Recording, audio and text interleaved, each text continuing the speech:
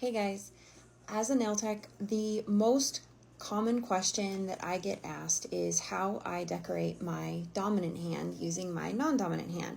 I am right-handed, so basically that means that how do I use my left hand to decorate my right hand? Or it could be if you were left-handed, how would you decorate your left hand using your right hand? So today I'm going to show you guys some video of me decorating this hand and give you guys like some tips and tricks and things that I do that work for me, and hopefully they'll work for you.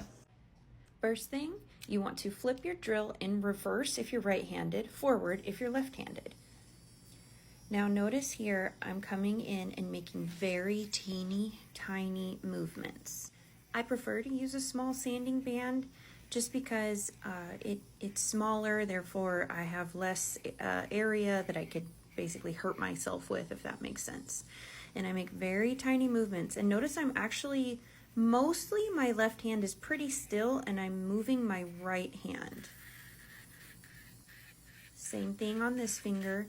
Notice I'm mostly holding my left hand steady and I am moving my right hand around the sanding band. Also, make sure that you have your left hand or your right hand, whichever hand you're using the e-file with, make sure that it is stationary on something like resting. You'll notice like I'm resting my left hand on my right hand. Now, these are the items I'm going to be using for decorating. I have a cleanup brush, a liner brush, that's a 20 millimeter. This is just a teeny tiny little detail brush, and then a dotting tool with a couple of different sizes of dots. A couple of colors on my palette, and some acetone or alcohol in your dappen dish for cleaning. Now I prime my brush with my right hand, which is my dominant hand, and then I switch to my opposite hand. Now here I am trying to paint a Frenchie, and what I do is I start with where I want the smile line to begin, and then I slowly pull my right hand away, and sometimes, motioning my left hand a little bit too. But I like to make a V shape because it's easier to make a straight line with my opposite or my non-dominant hand. So I'm focusing on making a V Frenchie first.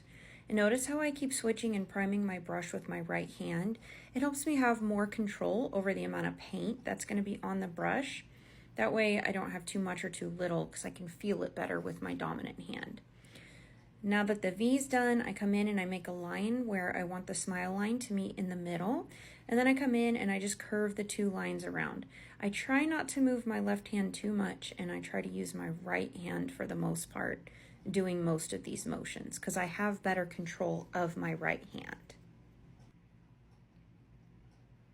Now I'm going to get out my itty bitty little detail brush. Now you can use a liner brush for this process if you're comfortable. I am not quite that good with a liner brush in my left hand, or the long liner brush for something this detailed.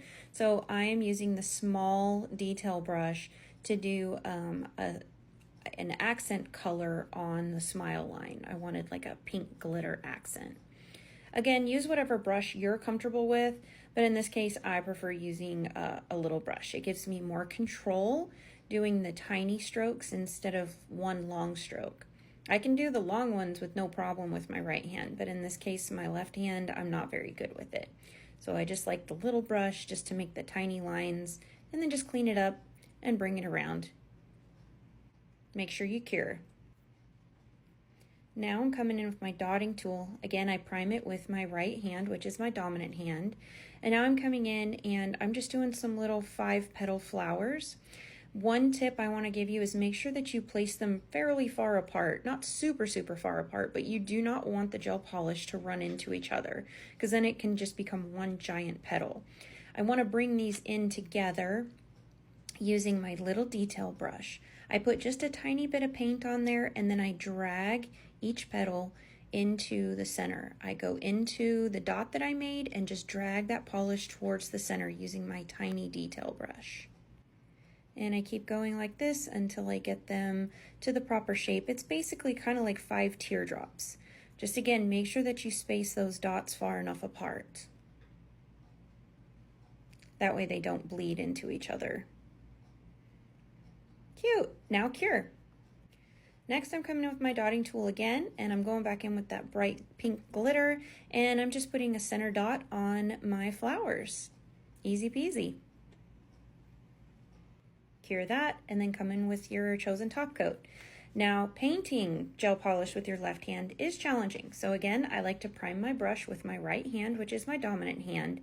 I come in and I just bounce, basically, itty bitty little bounces right towards the cuticle area. And notice I have my thumb pointing downwards so that gravity pulls the polish away from my cuticle area. That helps keep my cuticle from flooding. If you do flood your cuticle, use your cleanup brush and a little bit of acetone or alcohol to get that out, so that way you don't have any chipping or peeling. Here we go. Now cure. And here's the final product. I hope these tips helped.